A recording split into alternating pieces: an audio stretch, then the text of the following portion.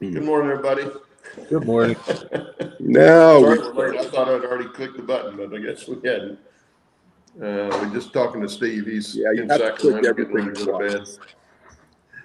twice. Busing kids back to the airport. Oh, anyway, good to see everybody this week. Hope you had a good week. It's been hot here, no rain and hot. So, lots of fun.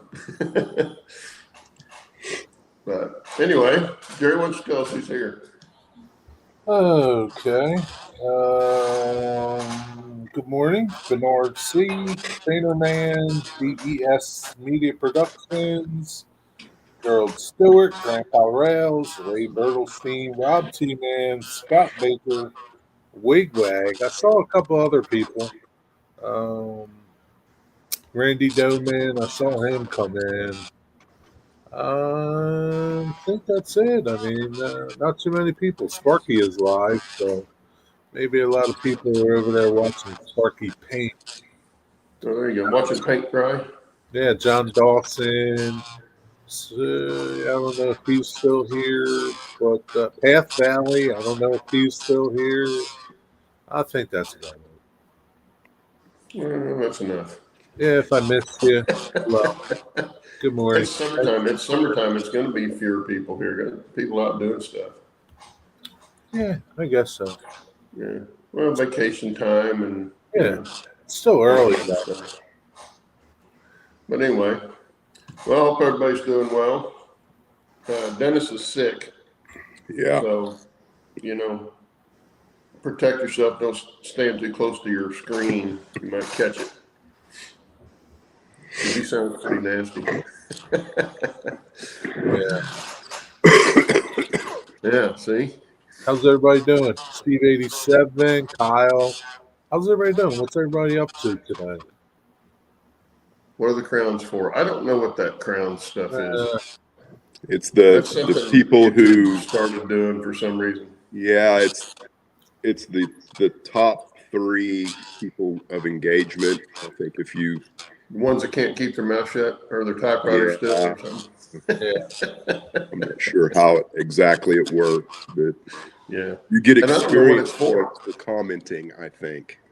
Yeah. How many? What do you get?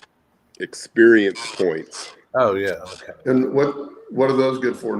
Who knows? Nothing, probably. You can turn it for McDonald's chicken McNuggets. I presume it's to drive engagement on the channel. Yeah. Create some kind of competition amongst the people in chat. Oh, look, I don't have a crown. Let me just type in a bunch of garbage, see if I can get up to number 3 or number 1. That's what it appears to me to be. Yeah. I haven't figured out what they're trying to do. That's what it is. It's just a way to compete. Everybody, I guess, get people to comment more. But if the comments aren't, I don't know. Yeah. Productive. I don't know what you would, otherwise you just got people yakking in there saying stuff like this, And that's Anderson for you. Funny. Just funny. Heath's always number 2. Is Heath even in here? No. It can't be number 2 then if he's not in here. Anyway. I don't know what we're going to talk about. Jerry's working on a project. Yeah. Show us what you're working on, Jerry. I am started this last Saturday after the show. Putting this together. Cool. I thought you already put together an elevator. Are you putting together another one? Yeah, putting together another one. Cool. So these are the silos. I filled the seams, but I think I'm gonna go over them again. That looks nice. Yeah, it's all right. I got to tell you, man. I see what people are talking about with the older kits from Walthers. They have gotten better, but I don't know what they were thinking when they designed these windows. Like I painted them, but I used my paint markers. I, I just don't like. I don't know how they like. This is like horrible. So those are molded with the glass already in them. Yeah, with the frames in the glass. with the frames in the glass. Yeah, Yes. terrible design. Yeah, Yeah. like what? Like what? I don't understand like what they were thinking, and I see like some of the parts don't have numbers on them. Some of the parts, a lot of flash compared to like my new kit. So I can kind of see what people were saying about these Did older kits. did you try putting masking tape on top of it and then trimming out the window so that you could lift out just what needs to be painted? Or did you just try and freehand everything? I don't understand. Like it's part of like it's all one piece, right? Right, but if you put masking tape across the whole thing, Yeah. then went in with an X-Acto and traced out next to the frame with your X-Acto, Oh, then you the, might be able to peel out what's oh, I on see what top you're of the saying. frame, and then you could airbrush. Yeah. So like that would have been fine if there were like I don't know 5, 6 windows, but there's like 40 of them or something. Hey, I'm not doing that. Yeah. Well, I can tell you why they did it that way, because it was easier to make the mold for it. Oh yeah, I'm Yeah, sure. And yeah. they did that strictly for economic reasons. Right. But I mean, like it's just a poor design. Yeah. Um. Well, it's a poor design for the person that wants to build it. It's a great design for them making it. Yeah. This For is the true. person manufacturing it, yeah.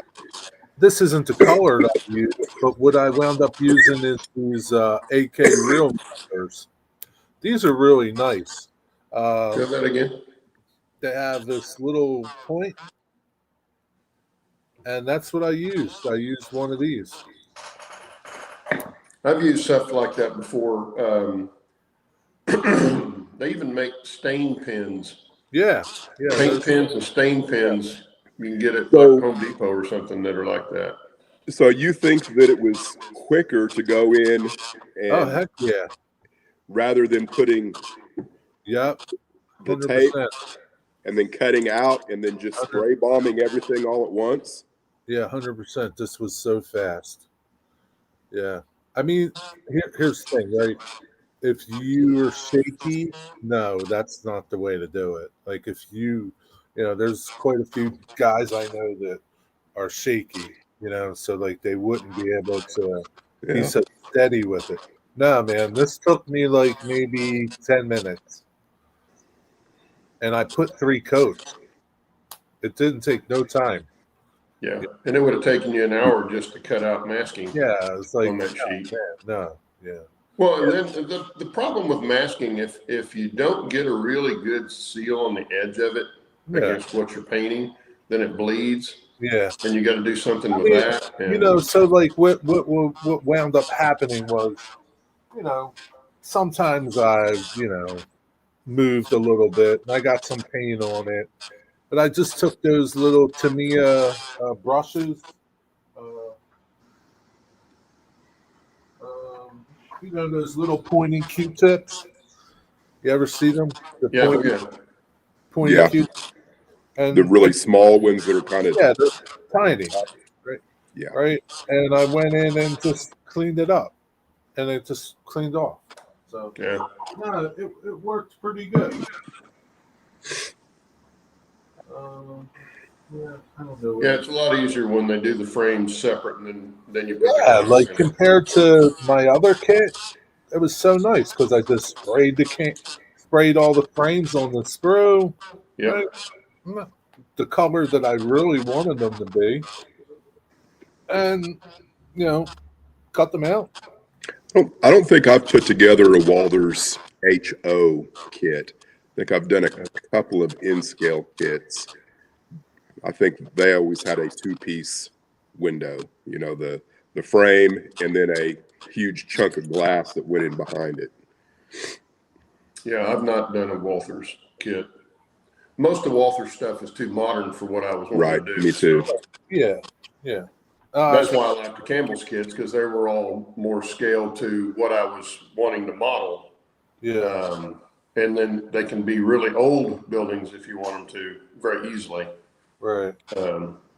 So that's one reason I like the Campbell kits. But I like most any of the wood kits are much better, I think, than the plastic kits anyway. Yeah. Now I've seen, like, I looked around on YouTube for assembly videos, and I saw guys just paint the whole thing, right? Whatever, black. One guy I saw painted black, and he just painted everything black. The windows were black. I mean, that's okay too, I guess. I agree Whatever. with that statement, Mark. But, Well, I had heard that before. What Mark says there about them being mediocre at best. I've heard that before, and I've seen some at train shows that looked really, really nice. But then you get to talking to the guy that built it, and he added about half again as much detail stuff to it as parts that came in the kit originally. So yeah, you have to really spruce them up. But there's a lot of model kits like that. Trains, locomotives, freight cars, any of that kind of stuff. A lot of it looks a lot better when you add all the little details that they don't put on the kit or put on the product to start with. Yeah, a good modeler will find a way to take a mediocre kit or even a bad kit. You could take a bad kit and turn it into something really nice to look at. It's just a matter of how much effort you want to put into it.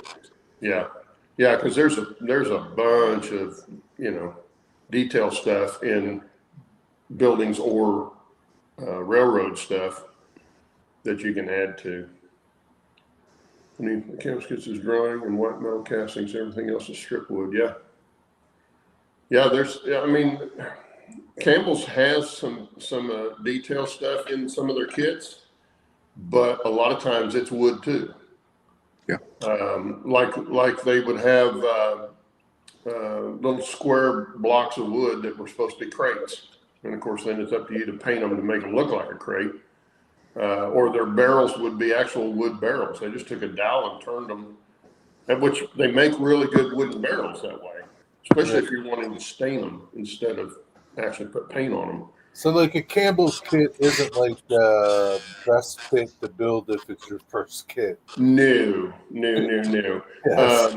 Although, if you take your time and you're good at that sort of thing, and anyway, it's very doable. The worst thing about Campbell's kits, which now you can't hardly get them, you're going to have to get them on eBay or some other secondary place because they don't make them anymore, are the instructions. The instructions are notoriously confusing, in my opinion. So that wouldn't be good for somebody that's never done it before, doesn't know what all these parts are for. Like, and a lot of it you got to cut the length and stuff like that. Yeah. It's not laser cut. Right. Any of the stuff that was cut out, say like windows on a wall of a building, they'd be stamped. They were stamped, die cut, which may or may not have cut all the way through the wood. Right. And so you've got work there in cutting those out and then sanding off the edges of the window so your plastic windows fit into it. Right. That kind of stuff I didn't mind doing. But they're not laser cut. Man, the first laser cut kit I did, I thought, this is like doing Tinker Toys. It was so much easier than doing one of the old Craftsman kits. Because everything fit together right. Everything was already cut out for you.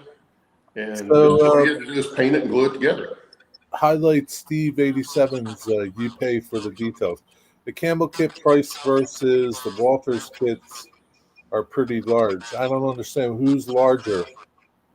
Campbell's kits? Yeah, I've never done a comparison, but it doesn't seem to me like those Walters kits are cheap. But maybe they are. Cheap. I don't know. They're not cheap. I mean, like, if you bought the new version of this thing, it's like $60. Yeah. I mean, Yeah. Well, it's like the I mean, brewery that I had and the cattle slaughterhouse that I had on my layout. And of course, I still have them, but both of those kits, I think, originally were in the $80 to $90 range, which back when those kits were new was pretty high. so that's how much the Campbell's kit cost back then? Well, yeah, some of the more detailed ones, the bigger kits, were Yeah, with a lot of pretty expensive. And this, you're talking about stuff that came out in the 60s. Yeah. You know, they were being made in the 60s and 70s and 80s, more so back in the 60s and 70s. So that kind of price tag back then was huge. You know, that was pretty pricey, but they were still one of the best kits on the market back then. In my opinion. And Walther's kits, I never really looked at the prices on them because there was nothing that they had that I wanted to put on my layout. So, and they're great for stuff like you got there, that grain elevator. I know they do a lot of that stuff, or the more modern industrial buildings and stuff.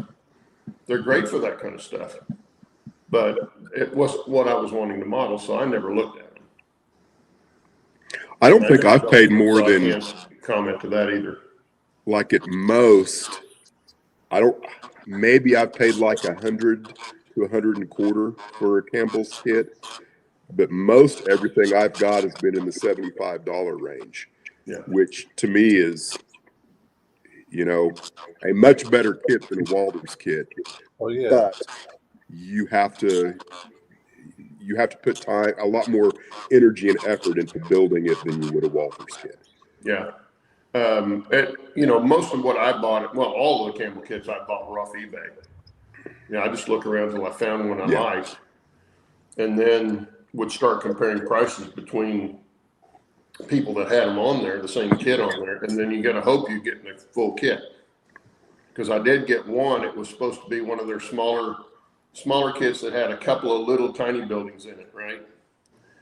Well, I get the kit, and it's only got one of the buildings in there.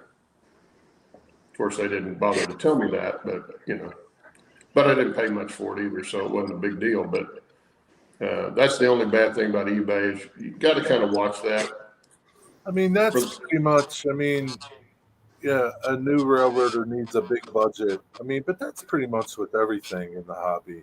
But I mean, you could buy everything secondhand. You could buy used kits at the train show, used cars, used locomotives, and it's not so bad. It just depends what you want, right? Yeah. It's all a matter of how you engage with the hobby, because you can do the hobby on the cheap pretty easily. Yeah. And then, of course, the sky's the limit as to how much money you want to dump into it. I think that's true with about every hobby. Yeah. Depends what you want from it. Some people could have a layout and not have one building on it and be happy. Mm-hmm. Sure. Right. Yeah. And they're going to spend less on it. They're going to spend more on engines and rolling stock than they are on scenery. So I think that's the good thing about the hobby. I mean, you know, there's all different price ranges to get into it. You don't need to spend a lot, or you can spend a lot, whatever your budget is. mm-hmm. Yeah. It's most definitely, and most hobbies are like that. So, but yeah, model railroading is good because you can start out very small to start with, and just add on as you go. And make it as big as you want to make it, or you got space for. I think you know, like most people that got into the hobby years and years, 60, you know, in the 60s and 50s, it was a progression. It just didn't happen like Oh no. in a week. You know, some layouts took 20 years or something to get to the stage they are now. You know, Well, but guys now, that modeling started back in the 50s and stuff, and I'd say even early 60s, they had to build everything. right? And there weren't kits out there. You had your trains, you know, but then even then, some of the brass trains and stuff from Korea and Japan and stuff were just brass. They weren't even painted, so you had to paint them when you got them. And a lot of guys put stuff together like the roundhouse locomotives and stuff that you can build. out of a kit. And a lot of guys did that. All their track work, like Steve's dad, he built all the turnouts and stuff on their club layout from scratch without a jig. He had to make his own jigs. Yeah. So, we've got a lot more in our favor in that regard as far as, ready to roll or that kind of thing. And so if if you're not really a builder per se, then you can still do a layout without having to, be a real good kit maker or anything like that. Yeah. Mine too. No, Mark, it won't take you 50 years. It'll just seem like it because you'll move through. It's been taking 50 years. He's about 25 years into it right now. Yeah, but he's going pretty fast with it. Yeah. But yeah, it's like I say, the hobby's great for that because you can get in it at any level you want to get in, or at any skill level that you have, you can get into it. Yeah, and learn as you go. And I think it's true with a lot of things. YouTube and is like people watch YouTube videos that might want to do something, get into model railroading or any kind of thing, woodworking, and they think, a project takes 20 minutes and I'll be done. And that's just not the case. It's not like, we're in an instant gratification society now. I was just getting ready to say the hobby is not that. No, the hobby is not that. It's not like, it can be, I guess.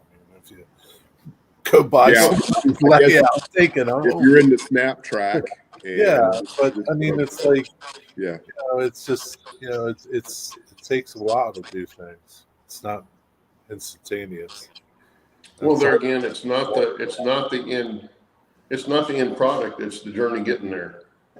Yeah, but some people don't think of that. Well, that's true. That's true. The people that don't want to do all that shouldn't get into the hobby because I don't care what you get unless you buy a layout from somebody, and then you're going to have to learn how to run it. Yeah, but like that happens with a lot of people, though, Claude. Like people say, "Oh, that's really cool. Let me do it." Right? And then they get it doing it, and then it's like, "Oh no, this isn't that cool." I didn't realize it was that. This is a lot harder and more time consuming than I ever believed. Yeah. Well, how many people buy one of those roundhouse locomotive kits, and you see them for sale, and they're half built or partially built because they got into it and they realized I don't know what the hell I'm doing here. Yeah. But because it was a kit that looked easy, or they got it and they model kits before. But now you've got a functioning kit of it and realize they actually didn't have space for it. And they're like, now what do I do? Yeah. But that's how it is. Pat Fellow says, favorite part of the hobby is taking old locomotives, make them run like new. Yeah. Oh, yeah, to force themselves to do scenery. But see, that's fine. If that's what you're into, you can do that. And be just happy, be just as happy as somebody that loves doing the scenery part that may not like doing the fixing on the locomotives. Yeah, so like I've talked about this a lot, right? Around here in November, we have open houses where people open up their layouts and there's a website and people go around and see what people are working on. And I remember years ago I went to one. And it was my first open houses that I was going to. And there was a guy there that had 10 scale. Big layout. Just on plywood. That was it. Right? But he was running trains. And I remember overhearing people talk. Oh, I came here last year and he hasn't done a thing to it. Looks the same as last year. But they're missing the point. He's running trains. He opened up his house to let you in, and you're going to sit there and criticize him because he didn't do nothing to his layout since the last time you saw it. Yeah, is he engaging the hobby the way he wants to engage the hobby? It's not about how you want to engage the hobby. It's for yourself. It's how the other person does. Yeah. And it's he's having fun. He's running trains. That's it. And Mark says those people didn't exist, and that's the people that buy something and then realize it's over their head or they don't want to do it anymore. So there wouldn't be anything to buy at the trade shows or on eBay for that matter. Yeah. Yeah. Was Paul was on the show before, wasn't he? Say again? Paul was on the show before, wasn't he? Mondavi? No? Not Was that I he? know of. Paul, have you ever been on the show? He's got a great layout. Man. Yeah, he's been on the show. The CNW Mondavi line. Yeah, we've had him on. Okay. Have we? I must have missed that. I just don't remember it for some Pretty reason. sure you were here. Yeah, pretty sure you were. Don't remember. I don't know. I'm not Could sure be what I that you did were gone. yesterday. It's been long enough ago. I don't remember precisely, but I know we've had him on. I mean, it wasn't. I mean, I don't know how long I've been on the show. How long have I been on the show? I bet it's been a year or more now. Oh, at least, yeah. So he was It's on. been a year and a half, probably. Yeah. I would guess. I'd have to go back and look. But No, you're very rememberable to me, Paul. Maybe not to Claude. hey, Okay, but no, it's like days blend. You know, it's hard to remember who's. You know, it's like what's bad and good is people make YouTube videos and they do updates, but like you're watching so many different channels and so many different updates that you totally forget who's doing what? who's doing what and what their last update was, and it's like just hard to keep up. It's like I don't remember what you did the last time, but it looks good. Yeah. Dennis is kind of like that. Yeah. Of course, Dennis always comes on every week and tells us what he's doing, whether we want to hear it or not. Speaking of which, Uh-oh. What you got there? He's got something to show us. What are you showing us? What is that? so I'm going to build this Okay. today. This is a custom turnout. Oh, really? Yeah, if you watched the videos, you actually saw me make. It's kind of hard to see. Yeah, I remember that little wavy thing you had. You can see this faint line through here. Right. That's actually a pencil rub of the track that this interfaces with. This will go into a arrival departure track in Cloud City. And I've done the same thing with this. This is replacing a turnout that is in frying pan right now. I've just been having way too many derailments there. You know, like every 10th time I try and run through, something fouls up on it. It's because I didn't really, my methodology for doing this kind of thing was not up to snuff when I first built frying pan. So I've got this one and this one, both at a custom radius, and they interlace like this. It's kind of hard to see, but I should get those installed today. And then I think I'm going to go ahead and build this one today since I'm already doing track work.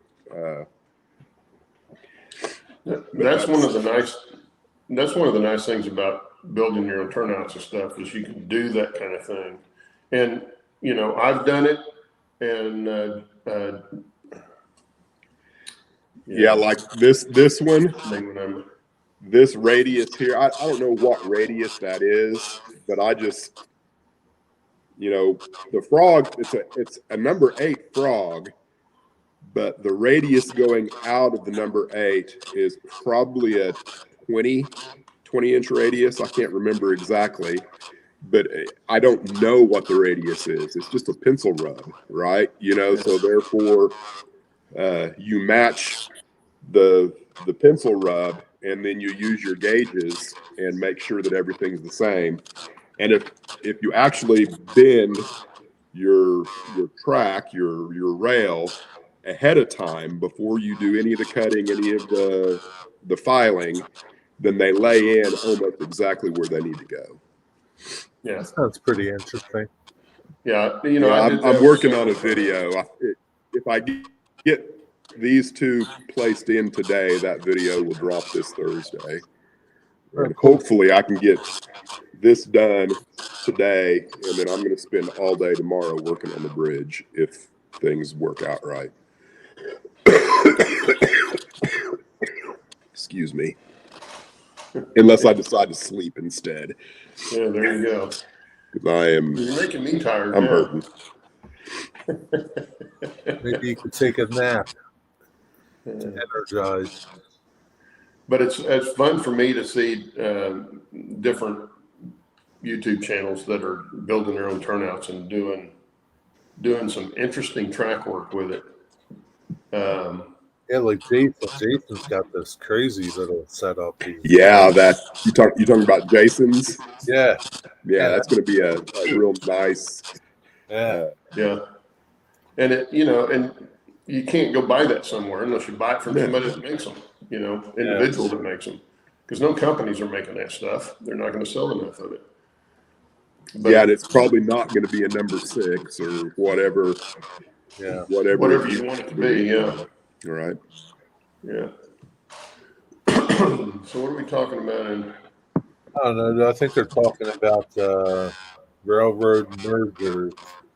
Railroad mergers. Okay. Yeah. Michael, he just wants one railroad so that he doesn't have to have all these different decals. How boring would that be, Michael McCarville? Let's call it McCarville Pacific. Yeah. I don't know. I think the paint shop would be not cool with that name. Just too complicated. Too much masking.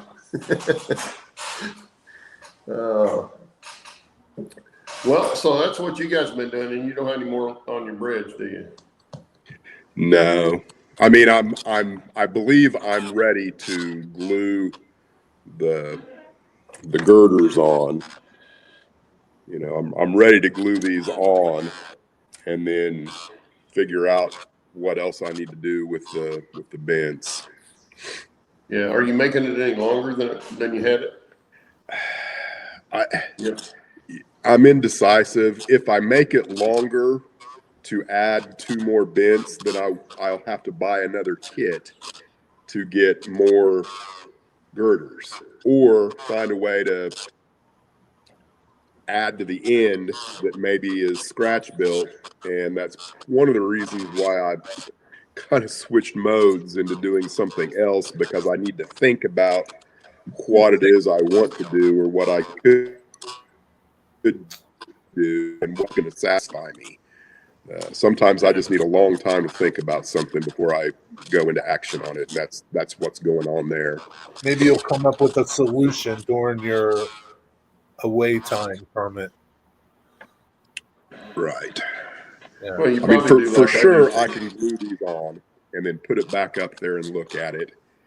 And It's always it's good. just a matter of how I want to do it. It's always good to step away from things and think about them. Don't rush everything. Right? Yeah. Well, you probably do a little bit of what I used to do. Is I'd be laying in bed thinking about something I was doing on the layout and go, "Oh, that'd be cool to do it that way," and then get into the train room and look at it and go, "Well, that's not going to work." I used to do that all the time because my brain is seeing these, pictures of it, but then I get in the train room and I'm going, "Well, there's no way I can make that work like that, like I was thinking it would work." Yeah. But it sure got me up and going that morning, when I would think about it when I was just before I'd get up out of bed. I'd think, "Oh, that'd be cool. I could do that."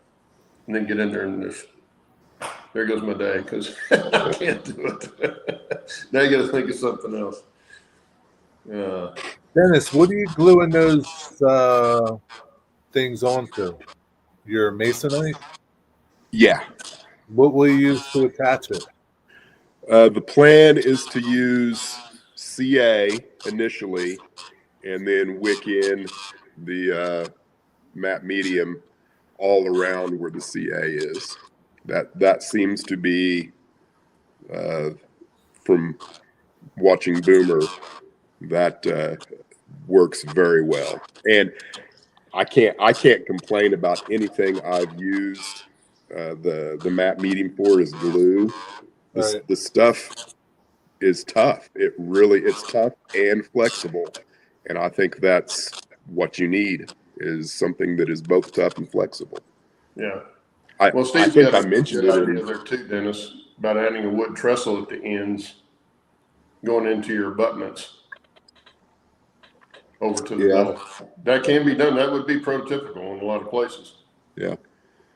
But I know I glued some of my track with the matte medium over here, and then the expansion of the track, it actually broke the plastic, the little nubs, the plastic molded rail ties, not the ties, but the plates, spikes.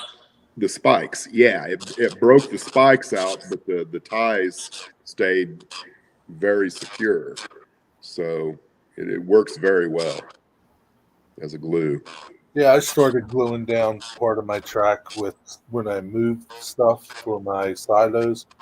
I used matte medium to glue it down. Yeah, it takes a little longer. That's what I use when I do this. You know, I'll cut this out and put it on a piece of masonite with matte medium, and then I will glue the PCB ties directly on top of the template, and then after I'm through building it, I just douse it with alcohol, and it all comes right up. Oh, that's cool. Yeah, that's one of the good things about it, right? Yeah. You can reverse it easily. And not only can you reverse it, once the alcohol evaporates, it adheres itself too. Oh, really? Yeah. So yeah, alcohol turns it into I don't even know how to describe it, kind of a slurry, a sticky. It looks different than the actual stuff, but just as soon as that alcohol evaporates out of it, it's exactly like it came out of the bottle. Never done that. J.E. says he uses good old Elmer's glue to glue his track down. Yeah, a lot of people do. I've used wood glue like Tight Bond. I use Tight Bond in a few places, and one thing I noticed about the Tight Bond, it's got to be the fumes in the glue itself as it cures that tarnishes the rail. Oh, really? Because right where the glue is, the rail would be tarnished, but anywhere else past that, it wasn't. So it has to be the glue that's doing that. There's something in that Tight Bond, and I always use Tight Bond 3, which is the indoor-outdoor stuff. And it works well, but it does tarnish the rail. I never noticed if it bothered the electrical contact, though. Of course, I'd always clean the top of the rail, but I don't know if it would do that. But it weathers the rail really well. It's a good patina that it puts on it, but I don't know that you'd want to do the whole layout like that. Right. I just did it in a few places. Sounds like what is Container Man coming to visit Jack today or something? He said he was in Kansas earlier. At least I think that's what I read.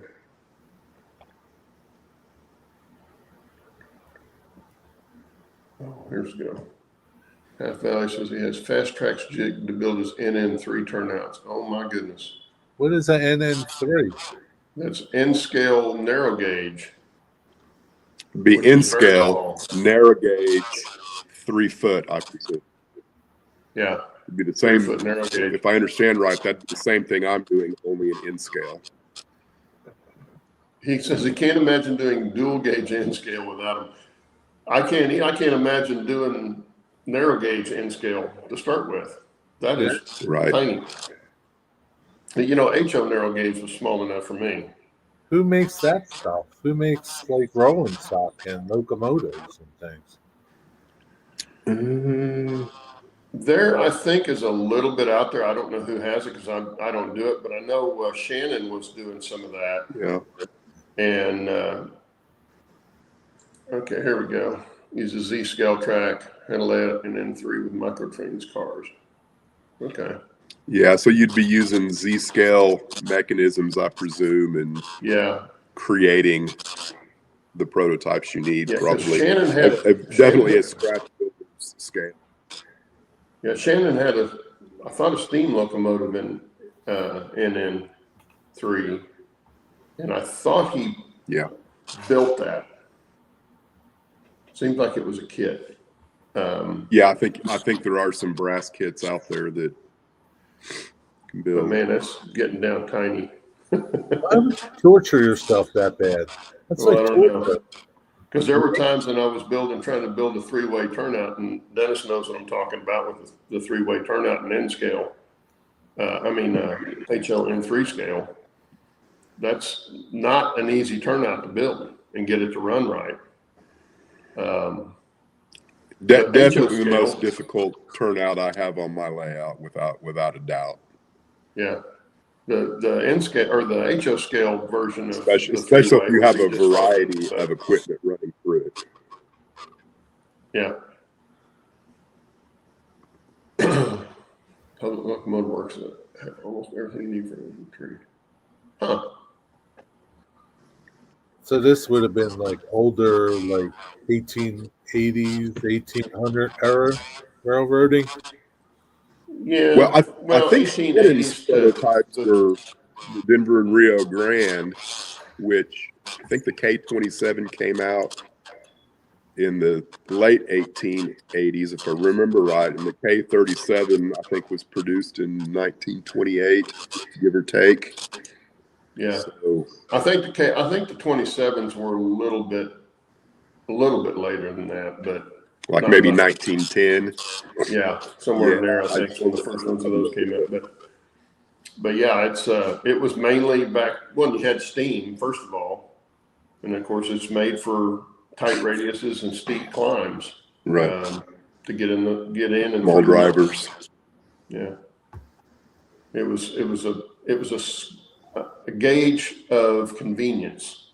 Yeah, it wasn't a double stack railroad.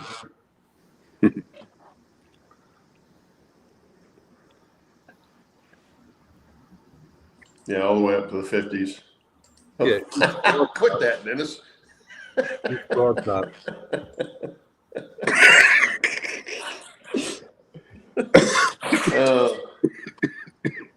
You doing that? Dennis is. He's being. I wasn't trying to be. Now, the third time I was. The last time he did, yeah. The first two times. You trying to throw up, Dennis, or something? No, I was trying to get it up there, and Dennis was trying to do the same thing. We were hitting it back and forth at the same time. Yeah. Well, this is true. Up in the 50s, of course, the Denver and Durango Silverton line is still running, and then you've got the 60s, didn't they? The Chama to Antonito line, the Cumberland Toll Tax still running. So, and they'll run as long as there's people that'll come see it. You know, it's amazing there's no volunteers that get to redo all that stuff. There's no shortage of that. People will continue to flock there, which is good. I mean, it's history. Yeah. And even if you're not a trained person, no, you don't need to riding through the mountains and seeing the scenery. Yeah. It's just, both the trips are great. It's a nice way to get out there and see nature. Mm-hmm. Where you can't get there any other way. Well, some of the Cumberland Toll Tech you can do from the highway, and I say highway, it's a 2-lane highway, but not all of it. Right.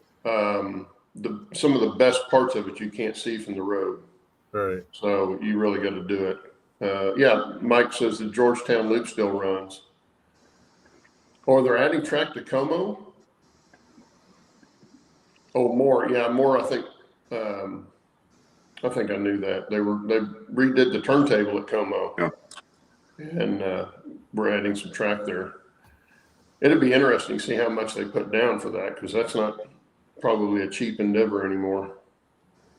But if they get some help from, they might get some help from the government. Yeah, from Durango and from and from Colorado. Jones, I can see it happening. Probably get a girl. How much time we got? Well, we got 15 minutes left. Claude, nothing, no updates on your layout, right? No, no. I got to get that top layer off, and hopefully I can do it this weekend. My son's here, but Yeah. like I was telling Jerry before the show, we're going and helping with some volunteer work after this afternoon, and make so it sure won't be you happening utilize today, but get him to work. Maybe if it's tomorrow. later tonight. Oh, he'd help me. It's at the point where it's almost ready to come off. Yeah, it won't take you that long, right? It's just getting it off there and sliding it down. I'll probably do it tomorrow. Yeah, it won't take you that long. It'll take you an hour, not even probably. No, it won't even take that long, probably. Train's back running. Apparently, they've got enough. Container man. While you're out there, swing by Claude and give him a hand.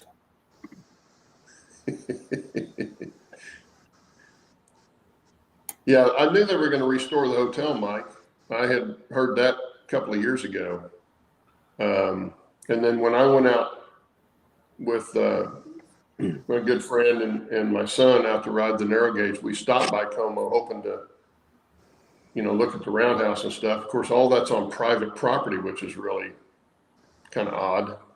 And it was nobody there to let us in or even ask permission for. So we didn't get in to see it. But I'd heard that they were going to do that. Send my son over to help get Jerry glue windows in. I don't need help gluing them windows in. You don't want his help on something like that. Trust me. It's not that complicated. Yeah, I bought that brewery at Campbell's Kit Brewery for him because he's a beer snob, and so I thought he might enjoy doing that. And he didn't get 5% of it done for. He said, "No, I'm gonna let you do it." So I ended up building the thing. Yeah, you don't want him doing any kind of modeling stuff at all. Oh, see, I caught it, Dennis. I'm gonna blame you for it anyway. Well, it's probably going around somewhere. 'Cause I think I got it in Oklahoma City. Yeah, well, I try to stay away from Oklahoma City. I guess, I don't know. It's in the air. I am getting ready to get a bunch of my stuff, especially the HO, the regular standard gauge stuff, kind of gathered up and figure out what I want for it price-wise and sell it. And I'll offer it on here before I do anything else, but most of it's real Grande stuff. Now, I do have some, I know I've got one locomotive that is you have a Challenger? I'm sorry? Don't you have a Challenger, or did you have a Challenger? No, I sold that to one of the guys here. Bernard bought that from me, yeah. What are you doing with that Challenger, Bernard? He's got it sitting on the shelf, I bet you. See, but yeah, I do have I think I've got a Mountain, a 484, I think is what it is. Yeah, that was a nice locomotive, that Challenger. He got a good deal, too. Oh, yeah. He got a better deal than I got. I got a good deal on it. It's the only reason I bought it because it was such a good deal. Yeah. I'd be interested to see what you got coming up. Even though I wouldn't, put it on. Well, I've got a bunch of small, older switchers because I was real interested in the older diesel stuff. So I have not a bunch of it, but I've several, and they're all different models. So I don't have like two of each or anything. Oh, that'd be cool. But I've got several of those, and then I've got a lot of standard gauge rolling stock that I'll probably sell in batches. Yeah, I guess, just to make it easier. Some of it's got, most of it. I think most of them have Katy couplers on them, but I wouldn't swear to it. Yeah, can't wait to see what you got. I got a bunch of it. I'll have to get it all together and make a list, and I can show everybody on here, and anybody that wants to buy it can buy it off of here. We'll bypass we can eBay have, or Facebook or any of a that stuff. yard sale here. The yard sale, yeah. Do you have any standard gauge steam? Yeah. I've got one that's unmarked. That mountain is unmarked. Dennis is called dibs. Just call dibs, Dennis. What are you interested in? What do you got? I've got a I think I have a 260 standard gauge, but it needs to be repaired. One of the pin that where it pins into the locomotive from the tender, one of the pins broke off, but that would be an fairly easy fix. In fact, I think I've got a connector to replace it. Is that something you could repair yourself, Dennis? Things like Probably. that? Yeah, it's just a matter of getting it on the bench, turning upside down, and getting the wire and soldering on a new connector. It would be, in my opinion, it would be really easy. And like I say, I think I've even got the connector for it. And then I've got the 484. What else did I have? Oh, I've got another one that I'd give it to somebody if they wanted it. Because it was, there again, I bought it off eBay, and they were getting rid of it for charity. Well, in the pictures, it looked fine. But when I got it, you could tell some kid had painted this thing by hand. So it's, if you wanted to take it and repaint it, it would probably be a good locomotive. And I can't remember if I've got another steam or not. Most of the standard gauges is diesel. I've got some PAs. I've got a nice Genesis, Athearn Genesis F3 A and B set that both have TCS decoders in it.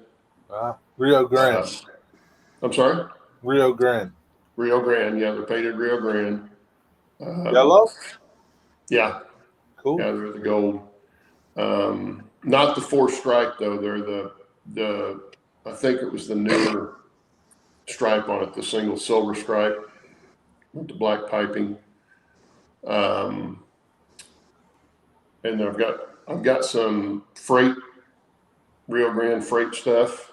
Some of them are Stewart models, which seem to be pretty good locomotives in my opinion. And then I've got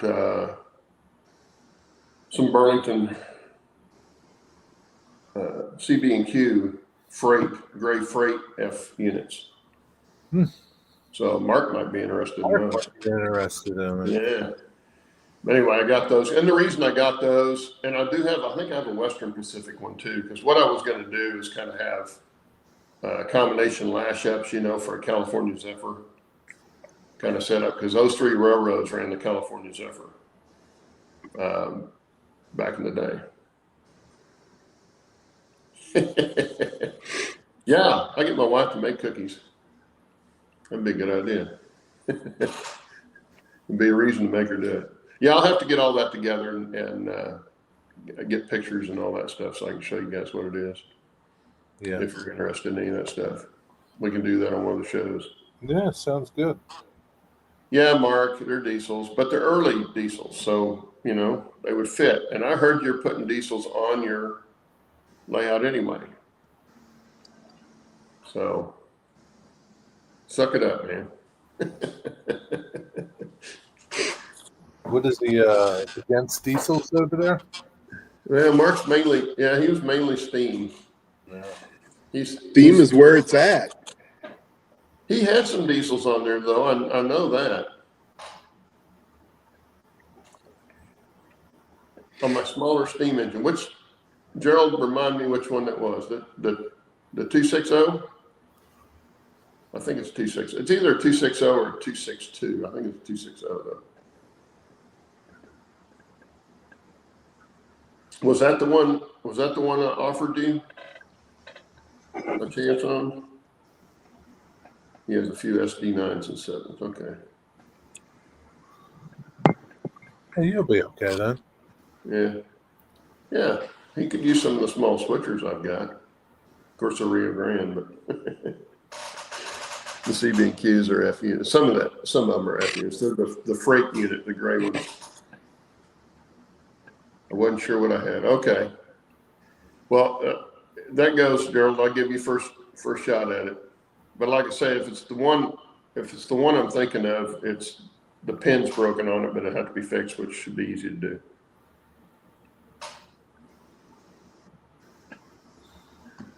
Okay. Well, we got what, 2 or 3 minutes left. What else are we going to talk about till we're done here? I don't know. Whatever happened to the GP 1s through 7? Weren't those the RSs? Steve. That boy's crazy. Yeah, like I say, I'll get pictures of it and stuff, and we're going to show you what I've got. Then you guys can start bidding on it. Anyway, nothing else to talk about? I guess we could quit. Yeah, we could wrap it up. Yeah. It's not a 2.80, I don't think, Gerald. I think it's a 2.60. Pretty sure it's a 2.60. But it runs really nice. It's got sound in it. It's got a DCC decoder in it already. Is it a Bachman? I think it is, yeah. That's what I've got. I've got a Bachman 260. Yeah, when I ran it, it ran really nice. Got really nice sound to it. Hope you feel better, Dennis. Take a nap. Yeah, you need to go take some vitamin and take a nap. Take a nap. Have a hot toddy and take a nap. There you go. That'll train your system now. Yeah. Okay. Well, on that, yeah. That's going to end the show. Have a good weekend, everybody. Hope you have a good weekend, and good week, and we'll see you next week. See you guys.